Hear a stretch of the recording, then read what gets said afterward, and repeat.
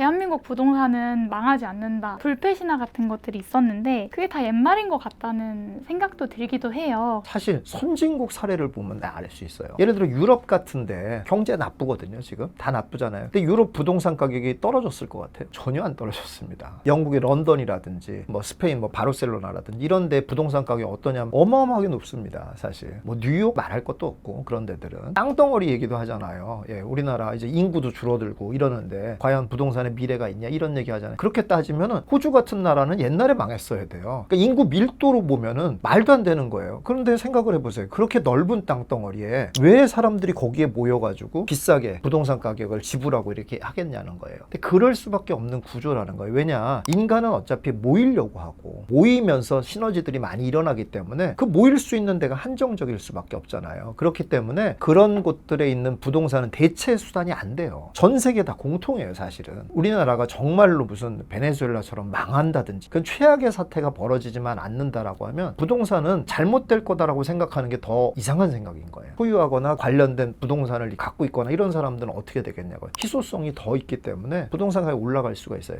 보통 사람들이 많이 선호하고 있는 거를 내가 살 수 있냐 없냐 이런 거에 초점을 맞추고 있는 거잖아요. 그런 데들은 떨어질 가능성이 없다라고 봐도 과언이 아니에요. 부동산 공부를 좀 해보셨던 분은 아시겠지만 그 전세 레버리지라는 그런 기법이 이미 시장에서 다 통용되고 있는 얘기였어요. 다만 뭐가 문제였냐면 사람들이 계속 통용되는 건가 라는 걸 모르는 거예요. 돈 번 사람들은 분명히 존재해. 그런데 이걸 또 해도 되는 건지, 그러니까 다시 말해서 이렇게 된 게 우연이 된 건지, 이 단지에만 적용되는 거지, 이 시점에만 적용되는 건지 이런 걸 모르고 있었다는 거예요. 이거는 반드시 되는 거다라는 걸 알아내서 그걸 체계화시킨 거거든요. 그랬을 때 이제 사람들이 충격을 받은 거고 시장에 내놨을 때 야 이게 진짜 될까라고 여전히 계속 의심을 했었어요. 그런데 실제로는 그런 것들을 해보니까 솔직히 말해서 너무 쉽게 큰 돈을 벌 수 있는 방법이었던 거예요. 그러니까 옛날에는 아파트를 내가 갖고 있어서 대출을 받아가지고 아파트를 또 하나 산다? 이게 상상할 수 없는 일이었어요. 옛날에는 무서운 일이었다고요. 그런데 계속 올라갈 수밖에 없는 집이다라고 하면은 내가 대출 받아서라도 또 사도 되는 거잖아요, 사실. 근데 그걸 행위를 아무도 할 수가 없는 거예요. 불안해서. 가능하다라는 얘기를 내가 해준 거거든요. 근데 이제 지금은 이제 이런 것들이 이제 너무 많이 통용이 됐고 약간 부작용도 발생하고 뭐 갭 투자로 이제 변형도 되고 이제 그만큼 사람들이 이제 다 알게 된 거예요. 그러다 보니 또 사고 하는 게 막혔잖아요. 지금 취득세 중과가 돼서 막혀서 이 시점에 와서 다시 돈을 벌 수 있는 쉬운 방법을 알려주는 거예요. 부동산 사이클을 어떻게 할까? 이제 그럼 많은 사람들이 지금처럼 뭐 징후를 알려주세요 막 이런 얘기 하잖아요. 사실은 다 필요 없어요. 제일 중요한 건 뭐냐면은 부동산 시장이 계속 있어야 돼요. 그게 제일 중요해요. 나가 떨어지잖아요. 그러면 무슨 일이 벌어져도 자기는 제일 늦게 안다 이렇게 생각하면 돼요.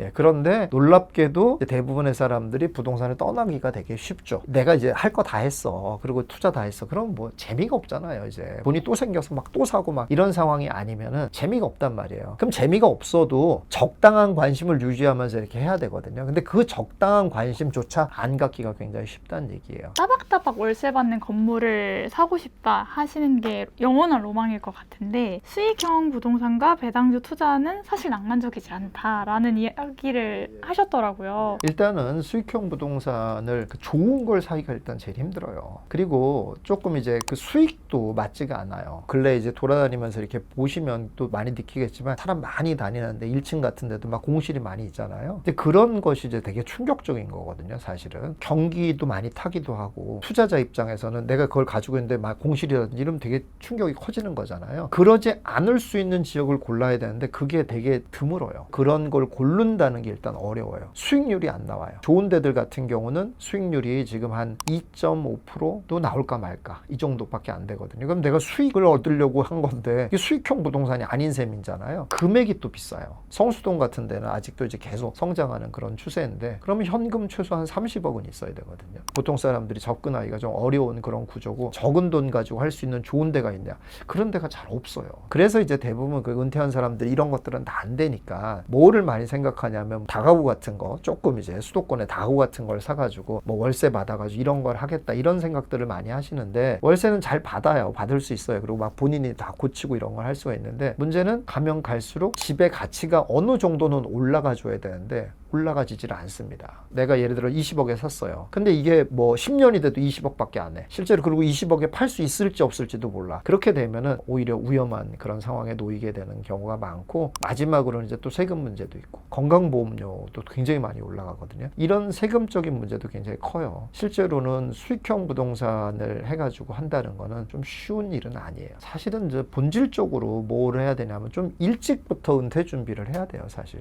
그게 제일 중요합니다. 준비가 미흡한 채로 나와가지고 돈이 생기니까 어떤 생각이 드냐면 당장 굉장히 압박을 받아요. 줄어들잖아요, 계속. 이거를 느끼는 순간 막 초조해지는 거예요. 옛날에 월급 받았을 때 어쨌든 내 재산이 줄지는 않잖아요. 월급 범위 내에서 쓰고 이러는데 이제 막 내 재산이 막 줄으면은 불안해지는 거예요. 야, 이러다가 뭐 무슨 일이라도 생겨서 확 더 돈이 쓸 일이 나간다든지 이러면 어떡하지? 근데 이렇게 압박을 받으면 이제 잘못된 선택을 하는 거예요. 너무 엉뚱하고 바보 같은 선택을 하는 경우가 굉장히 많거든요. 그래서 잘못된 부동산을 사게 되고, 옆에서 보면 아니 왜 그런 걸 샀어? 이런 누구나 봐도 이제 이해가 안 되는 그런 것들을 하는 경우가 굉장히 많거든요. 근데 결국 그게 은퇴 준비가 잘 안 됐기 때문에 그런 일이 벌어지는 거거든요. 최소한 내가 은퇴가 될 거다라고 생각하는 그 시점이 있다라고 하면 10년 전부터는 무조건 지금부터 준비를 해야 된다. 경제적인 압박을 안 받을 수 있는 그런 구조를 꼭 만들어야 된다라는 생각을 꼭 하시고, 제발 10년 전부터 준비해라, 이렇게 말씀드리고 싶어요. 4년에 100%의 수익이 가능하다라고 확신하실 수 있는 이유가 무엇인지 너무 궁금합니다. 쉬워요, 사실. 자, 지금 계산해 볼게요. 자, 잘 따라오세요. 여러분들이 써가면서 한번 보세요. 자, 이제 매가가 4억이에요. 매가 4억짜리 사요. 근데 전세 비율이 60%예요. 이제 전세가가 2억 4천이라는 얘기잖아요. 투자금이 얼마예요? 1억 6천이잖아요. 그렇죠? 이 4억짜리 아파트가 얼마나 성장할 건가를 이제 한번 보세요. 그럼 성장률이, 여러분들 이제 여러 가지 부동산 사이트들 보시잖아요. 한 10년 동안 얼마나 성장했나 한번 보세요. 서울 수도권 중 유망한 데들 있지 않습니까? 이런 데는 100%가 다 넘어요. 그러니까 10년 동안 100% 넘게 성장을 했어요. 그 얘기는 결국 매년 10%씩 상승했다는 뜻이잖아요. 허무맹랑한 얘기는 아니라는 얘기예요. 일단 그렇게 한 데들이 굉장히 많거든요. 그러니까 우리가 공부를 해서 그 정도 상승할 수 있는 지역을 일단 고른다는 거예요. 10%쯤 상승할 수 있는 지역을 골랐다고 쳐봐요. 내가 4년 동안 10% 상승, 이건 말이 안 되는 건 아니잖아요. 성장액이 4억짜리가 연간 4천만 원 상승한다는 거잖아요. 4년이면 얼마 상승해요? 1억 6천 상승하잖아요. 나 투자금 1억 6천이었잖아요. 딱 2배 되잖아요. 쉽게 말해서 전세 비율 한 60% 되고 10%씩 상승할 것 같은 데만 딱 찾으면 그냥 2배 딱 나오는 거예요. 사실 시장이라는 예측하거나 통제할 수 없는 상황으로 인해서 4년이 되었는데 수익률이 100%가 되지 않는 경우에는 어떻게 또 대처를 하면 좋을까요? 100%라는 건 목표니까 우리가 맨날 목표를 달성할 수는 없잖아요. 그리고 심지어는 저도 그렇게 맨날 달성하지 못합니다, 사실. 최하로 보는 건 50%거든요. 50% 정도만 돼도 연간 2자릿수 이상의 성장을 한 거잖아요. 초보자들이 제일 많이 오해하는 게 뭐냐면 부동산 투자를 한 번 내가 할 때 정말 잘해야지 하고 끝나는 일인 줄 알아요. 그렇지 않고 평생 부동산 투자를 하게 돼요. 저는 이제 4년에 이제 한번 매도를 할 거를 이제 얘기를 했지만은 2년 지나서 또 하나를 사야 되거든요. 또 2년 있으면 이제 원래 샀던 거 팔아야죠. 팔면 다른 것도 사야 되죠. 이런 과정을 계속 거치고, 만약에 상승장이 왔다 그러면 4년 기다릴 게 아니라 2년 만에 팔고 또 사고 이런 거 해야 되죠. 그러니까 평생 할 수 있게 쭉 되는 거예요, 계속. 나중에 이제 좀 재산이 늘어나서 수익형 전세 레버리지 기법으로 넘어가게 된다 하더라도 한 5채까지는 계속 사야 되거든요. 그러니까 물론 한 10년에 걸쳐서지만 또 전세 관리해야 되죠. 이렇게 된단 말이에요. 이런 것들이 계속 많은 이제 행위를 하게 됩니다. 무슨 1년에 막 하는 건 아니지만, 그러니까 그런 과정에서 아니 50% 정도 날 때도 있고 70% 날 때도 있고 목표한 대로 100% 날 때도 있다 하더라도 50% 정도만 넘는다고 해도 그 성적은 굉장히 높다라는 거예요. 여러 번을 하니까. 그렇게 생각하면 남들보다는 일단 탁월한 성적을 낸다라는 거예요. 제가 이제 뭐 이 로드맵 상에서는 5천만 원 가지고 투자하고 내가 매달 200만 원 정도만 저축할 수 있고 부동산 사이클을 이용할 수만 있으면 12년 되면 20억 만든다, 이렇게 제가 얘기를 했거든요. 반드시 된다는 것도 아니긴 하지만 그거보다 좀 못 미친다고 해도 14억을 만들었어, 뭐 12억을 만들었어, 그건 적은 수는 아니잖아요. 그런 생각을 가지고 이제 해볼 만하다, 이런 얘기입니다.